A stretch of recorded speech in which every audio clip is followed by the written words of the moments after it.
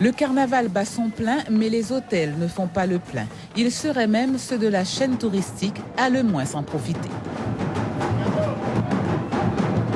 Nous avons continué à avoir un taux de fréquentation normal, mais certainement pas dû aux touristes venant pour le carnaval. Ça a toujours été donc le tourisme d'affaires. Hein. Et je vous dirais même plus, la Saint-Valentin nous a amené plus de monde que le carnaval lui-même.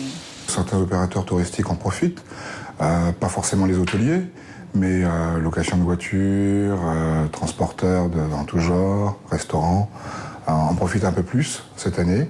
Ce qui est merveilleux, c'est qu'ils arrivent à en profiter alors qu'il n'y a pas beaucoup de promotions de fêtes, qu'il n'y a pas véritablement d'encadrement de la venue de ces touristes, qui sont pour nous essentiellement des touristes affinitaires.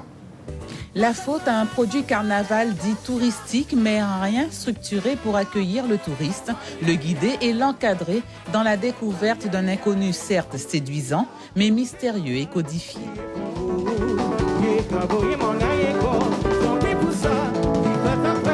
C'est vrai qu'on a les dancing, effectivement, nous on connaît bien, ce sont des produits de chez nous, on le vit bien, on le consomme bien, mais il faut se mettre dans la peau d'un touriste extérieur, c'est-à-dire qu'on va pas les lâcher comme ça dans un dancing, bon bah débrouillez-vous, il faut qu'il y ait quelqu'un qui les accompagne, qui les encadre, il faut qu'on leur prévoie la location de costumes, les essais, qu'on leur parle un peu de l'histoire du carnaval, et puis dans les dancing, il faut, je sais pas, peut-être que avoir un partenariat avec les dancing pour qu'ils puissent dire à des Touloulous d'inviter les touristes, parce qu'on sait que dans les dancing, les Touloulous, entre guillemets, ont déjà leurs habitudes de cavalier.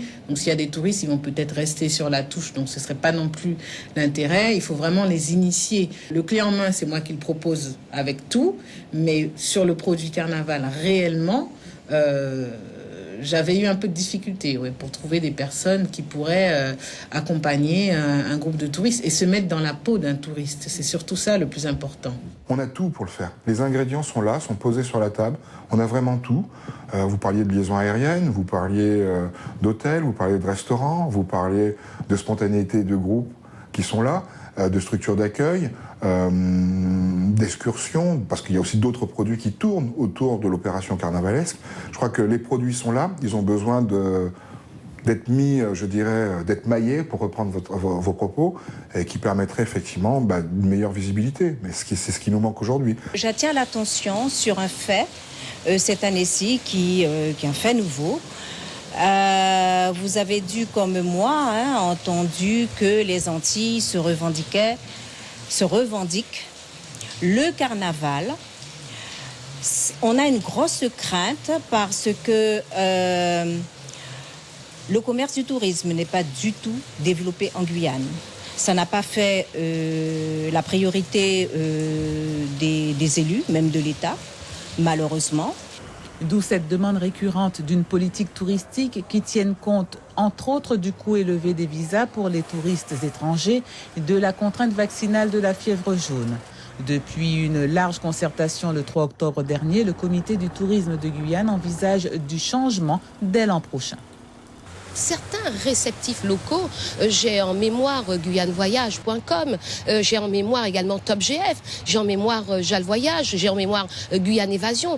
Toutes ces personnes-là, tous ces réceptifs locaux-là font des produits carnaval. Les choses se sont faites, elles se sont faites de manière, je dirais, éparse, de manière un petit peu dispersée. Je crois qu'aujourd'hui, pour construire ce produit carnaval, on a besoin d'une gouvernance.